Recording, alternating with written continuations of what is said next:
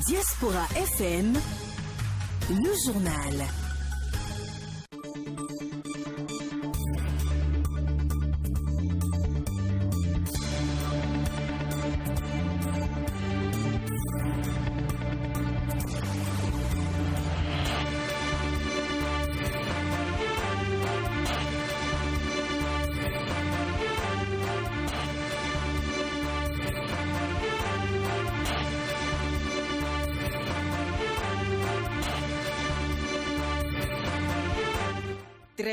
À Tio, un arrondissement de la commune de Glazoué. 13h à Tio, un arrondissement de la commune de Glazoué. C'est l'heure de la grande édition du journal parlé sur la 102.3 Diaspora FM. Nous sommes bien entendu jeudi 22 avril 2021. Mesdames et messieurs, voici la charpente de ce journal. C'est officiel, Patrice Talon va diriger le Bénin jusqu'en 2026. C'est ce qui ressort des résultats définitifs proclamés par la Cour constitutionnelle ce mercredi 21 avril 2021. L'UDBN, le parti nourricier, a organisé ce mercredi 21 avril 2021 une grande cérémonie bilan de sa participation à l'élection présidentielle du 11 avril 2021. Ont répondu présents à l'invitation du bureau politique toutes les coordinations départementales, communales et d'arrondissement. La photocopie sonore de cet événement dans cette édition. Comment est mort le maréchal du Tchad? Selon l'armée, Idriss Déby Itno serait décédé les armes à la main en tentant de repousser les rebelles du Front pour l'alternance et la concorde au Tchad. Une hypothèse rejetée par l'opposition tchadienne. Voilà l'essentiel à développer dans cette édition. D'autres sujets vont meubler ce journal. On se retrouve juste après cette petite pause. Aristide Sethi. Bienvenue à tous et à toutes.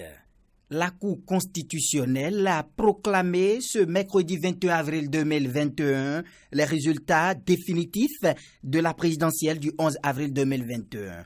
En absence de contestation, la haute juridiction a confirmé les résultats provisoires qui font état de la victoire du duo Talon-Talata. Écoutons Maître Joseph Diogbenou, président de la Cour constitutionnelle. Considérant que la haute juridiction a proclamé le 15 avril 2021 les résultats provisoires de l'élection présidentielle du 11 avril 2021, considérant qu'aucune contestation relative à la régularité des opérations électorales n'a été déposée au greffe de la Cour par l'un des candidats dans les 5 jours de la dite proclamation, que par ailleurs aucune irrégularité de nature à en entraîner l'annulation n'a été relevée. En conséquence, article 1er proclame définitivement élu dans les fonctions respectives de président de la République et de vice-présidente de la République, M. Patrice Athanase Guillaume Talon et Mme Mariam Tchabi Talata. Article 2 dit que conformément à l'article 157-3, alinéa 2 de la Constitution, le mandat du président de la République en exercice expire le 23 mai 2021 à 0h. Article 3 dit que, conformément à l'article 153-3, alinéa 4 de la Constitution, le mandat du président de la République élu prend effet pour compter du 23 mai 2021 à 0h. Article 4 dit qu'avant son entrée en fonction, le président de la République élu doit prêter le serment prévu à l'article 53 de la Constitution. Article 5 dit que conformément à l'article 52 de la Constitution, M. Patrice Athanase Guillaume Talon doit faire sur l'honneur une déclaration écrite de ses biens et patrimoines adressée au président de la juridiction en charge des comptes. La présente proclamation définitive sera notifiée à Mme Mariam Tchabi Talata, à M. Patrice Athanase Guillaume Talon, à M. le Président de la République, à M. le Président de l'Assemblée nationale, à M. le Président de la Cour suprême et au Président de la Commission électorale nationale autonome et publié au journal officiel. Maître Joseph Djogbenou, président de la Cour constitutionnelle du Bénin, qui proclamait les résultats définitifs de l'élection présidentielle du 11 avril 2021, retient tout simplement que Patrice Talon va diriger notre pays jusqu'en 2026.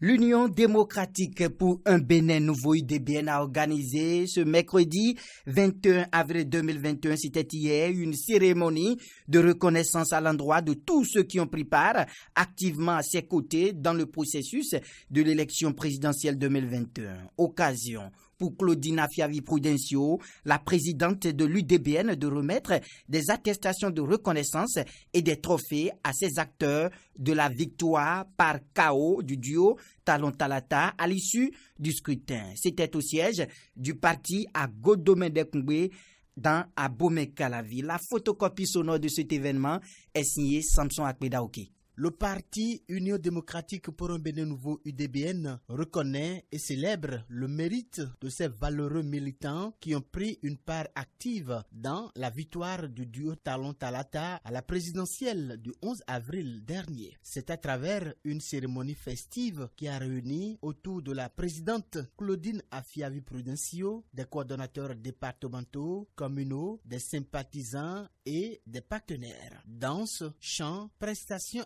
artistique, tout a été concordé pour donner à cet événement la couleur des grands jours. Se succédant à la tribune officielle, les représentants des coordinations ont retracé les actions menées sur le terrain. Pour cette campagne présidentielle, chaque composant du parti UDBN a joué un rôle bien défini et bien encadré. Ainsi, de la présidente du parti jusqu'aux sympathisants du parti, tout le monde a été mis à contribution. Toutes les techniques de campagne ont été étudiées en fonction de l'espace géographique afin de convaincre une grande partie de nos compatriotes encore indécises à opter pour le duo Talon Talata. Ainsi, à travers caravanes, meetings, porte-à-porte et bien d'autres techniques de campagne, l'UDBN a pris une part considérable dans le processus qui a conduit à l'élection écrasante du duo Talon Talata au premier tour par un coup KO. Soyez-en remerciés et félicitations. Ce fut une occasion pour nous de galvaniser les militants à la base et forcer l'admiration de ceux qui hésitaient encore à adhérer au parti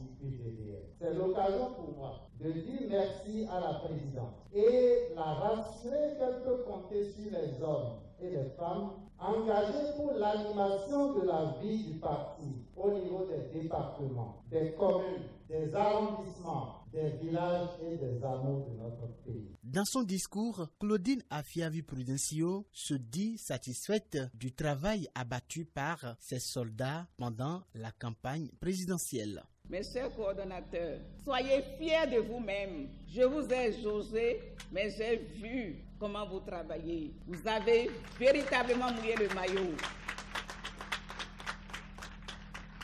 Cette gratitude manifestée à l'endroit des militants a été également élargie aux partenaires de l'UDBN, dont des professionnels des médias et des artistes à qui ont été décernés des attestations de reconnaissance et des trophées de distinction. Cette cérémonie a été clôturée par un déjeuner.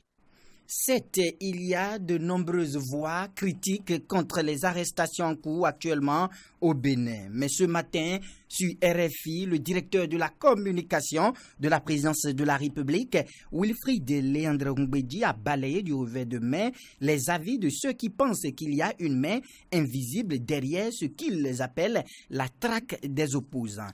Écoutons un extrait de ses explications sur Radio France Internationale. Vous évoquez 2 noms sur 2 ou 3 dizaines. Il n'y a pas de particularisme à faire sur les noms que vous évoquez. Dans tous les cas, personne ne se retrouve invité à répondre aux préoccupations du procureur spécial de la Criette ou de la justice tout court s'il n'y a pas à tout le moins des soupçons évidents contre cette personne et les enquêtes se poursuivent. Et il fera sa plaidoirie devant la Cour de répression des infractions économiques et du terrorisme. Du reste, j'ai entendu votre invité, M. Dossou, dire qu'il se passait dans ce pays, le Bénin, des choses que en 50, 60 ans, il n'avait jamais vu.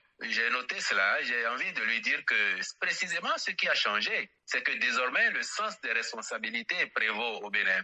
C'est qu'il n'y a plus de place pour l'impunité. Le policier, l'enseignant, le douanier, et ce n'est pas parce que l'on serait un intellectuel ou un politique que pour vous, l'on devrait consacrer l'impunité et protéger les crimes. Pourquoi aux États-Unis, alors que l'élection est terminée depuis, il y a plus de 200 arrestations liées à l'attaque du Capitole, madame? Pourquoi en France, alors que les manifestations des Gilets jaunes se sont achevées, il y a eu autant d'interpellations, autant même de condamnations, et que cela ne gêne personne, parce qu'on comprend que c'est le fonctionnement normal de la démocratie. Vous avez plein d'acteurs politiques ici. S'agissant précisément du professeur Aïgo, il ne vous a pas échappé, madame, que pendant près d'1 an, il a sillonné le pays. Il a eu tout le loisir de dire tout le mal qu'il pensait du régime en place sans jamais avoir été inquiété. Et il est en prison pas parce qu'il aurait critiqué la gouvernance du président Patrice Talon. Si aujourd'hui la justice s'intéresse à son cas, c'est forcément parce qu'elle a de bonnes raisons de s'intéresser à son cas. Je suis surpris, madame, que ce soit vous qui identifiez les candidats de poids et ceux qui ne seraient pas de poids.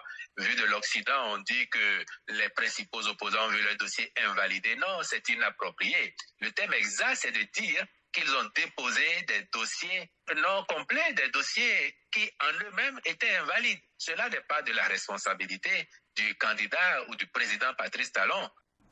La mort du président tchadien Idriss Déby Itno n'a pas laissé indifférent le chef de l'État béninois. Sur sa page Facebook, ce mardi 20 avril, Patrice Talon a dit à quel point il a été surpris par cette nouvelle et présentant son nom et au nom du peuple béninois ses condoléances aux frères du Tchad. Je cite, « J'ai appris avec stupéfaction, j'y arrive, le décès ce jour du président de la République du Tchad, M. Idriss Déby Itno, a introduit le président Patrice Talon, touché par cette triste nouvelle. Dans ces conditions tragiques, je présente au nom du Bénin et à mon nom propre nos sincères condoléances à l'ensemble du peuple tchadien. Recevez la solidarité du peuple béninois, conclut-il. La mort du maréchal président du Tchad, Idriss Déby Itno, a été annoncée par l'armée tchadienne à travers un communiqué lu sur les ondes de la télévision d'État. Et on revient au Bénin, le trésor public de ce pays a émis sur l'UMOA titre des obligations de relance. Le pays recherche la somme de 30 milliards de francs CFA. Selon le calendrier de l'agence financière, les offres seront reçues le jeudi 29 avril 2021.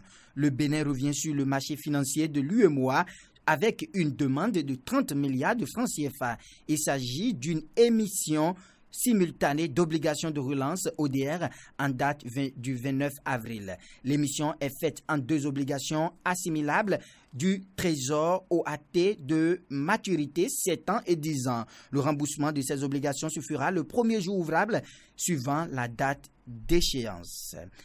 L'Agence de promotion des investissements et des exportations APS et Agri Ressources Group, un groupe international basé au Luxembourg et spécialisé dans les cultures durables et la transformation agricole, ont signé ce mercredi 21 avril 2021 à l'hôtel Golden Tulip, le diplomate de Cotonou, un protocole d'accord pour la promotion et la transformation du riz local, des fruits et légumes au Bénin. À travers la signature de ce protocole d'accord, Agri Ressources Group entend investir dans des unités de transformation et mettre en place des filières d'approvisionnement durable. On ira faire un constat dans l'arrondissement de Godomè. La piste cyclable sous l'échangeur de Godomè est dans un état de dégradation qui rend la circulation très difficile à ce niveau. Une équipe de la rédaction conduite par Carlo François Ngberento est allé faire le constat. Un calvaire, c'est ce que vivent les usagers de la route inter-État Cotonou-Niamey à hauteur de l'échangeur de Godomè. La piste cyclable faite de pavés est dans un état dégradable. crevasses, nids de poules et d'eau d'âne de circonstances rendent pénible la circulation à ce niveau. Une situation qui n'est pas sans conséquence non seulement sur les matériels roulants, mais aussi sur l'état de santé des conducteurs, comme nous l'explique ici Gilbert Akodieno. Quand on ne circule pas ici, on ressent les reins sont en train de caler, tout est en train de caler. Le moteur a un problème de vitesse avec changement, tout là, mais la voie là aussi c'est gâté. Les amortisseurs sont gâtés. Quand on ne roule pas ici, là, sont en train de s'affaiblir un peu. Donc on est obligé d'aller sur le mécanicien va encore travailler là-dessus. Jostao Adjazouroué, président des vendeurs de friperies sur le tronçon, tente d'expliquer la cause de la dégradation de la voie. Il y a certains jours on travaille ici, mais les pavés là, les camions qui peuvent rentrer en haut et ils ne peuvent pas passer là, ils ne passent pas ici. Donc alors que, comment on dit, les pavés là, ce n'est pas solide quoi. Est-ce que vous comprenez? C'est comme ça, les pavés sont commencés par faire oui, là. Donc on a déjà parlé avec le CA et avec le maire. Mais venir ici, ils ont dit que s'ils ont fini pour faire la leçon, ça peut aller. Mais peut-être quand ils ont fini la leçon maintenant, ils vont venir faire ça, on ne sait pas. Il faut rappeler que cela fait plus d'une énième fois que la voie se dégrade à ce niveau après chaque réparation. Il urge que des réflexions plus approfondies soient menées afin qu'une solution définitive soit trouvée pour le bonheur des usagers. On quitte le département de l'Atlantique pour celui du Borgou. Au Bénin, 8 personnes ont été arrêtées pour vol de 13 ordinateurs portatifs et 7 téléphones portables à l'école de formation médico-sociale FMS de Parakou. Courant février 2021, le commissariat de 2e arrondissement de Parakou avait ouvert une enquête après avoir été saisi d'un cas de vol de 13 ordinateurs portatifs et de 7 téléphones portables dans l'administration de l'école de formation médico-sociale de Parakou. L'enquête a permis d'interpeller le dimanche 18 avril 2021 8 personnes présumées auteurs, complices et receleurs du dit vol. La perquisition effectuée par les éléments du commissariat du 2e arrondissement de Parakou a permis de saisir une partie du butin constitué de 8 ordinateurs portatifs et de 3 téléphones portables. Selon la police républicaine, ils répondront de leurs actes devant les autorités judiciaires. Les nouvelles africaines et internationales. Après la mort d'Idriss Déby Itno et la mise en place d'un conseil militaire de transition au Tchad, une charte de la transition prévoyant l'abrogation de la Constitution a été publiée pendant quelques heures sur le site de la présidence avant d'être retirée. Des sources proches du conseil militaire de transition expliquent qu'il ne s'agissait pas de la bonne version. Du côté de l'opposition, des représentants des principaux partis se sont réunis mercredi matin et ils dénoncent un coup d'État. En Côte d'Ivoire, la base militaire de Ndotré dans la commune d'Abobo, dans le nord d'Abidjan, a été attaquée. Les assaillants et les forces ivoiriennes ont échangé des tirs une partie de la nuit, faisant, selon l'état-major, 3 morts et 1 blessé. L'identité des agresseurs est encore inconnue. Et pour mettre un terme à cette édition, le groupe pétrolier français a suspendu certains contrats avec des sociétés liées à son méga-projet gazier au Mozambique. Ce projet est à l'arrêt depuis l'attaque lancée fin mars par des groupes djihadistes contre la ville de Palma, dans la province du Cabo Delgado, à 10 km environ des installations du groupe Total. Depuis, le français a évacué son personnel.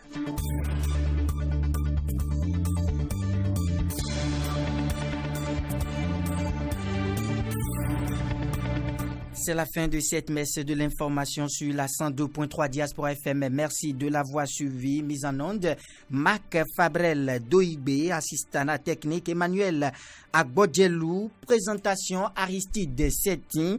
Mais avant de partir, retenez cette pensée de Jean-Paul Sartre. Je cite: « Le désir s'exprime par la caresse, comme la pensée par le langage. Le désir s'exprime par la caresse, comme la pensée par le langage. » On se retrouve tout à l'heure pour l'émission Réaction à l'actualité à 13h30.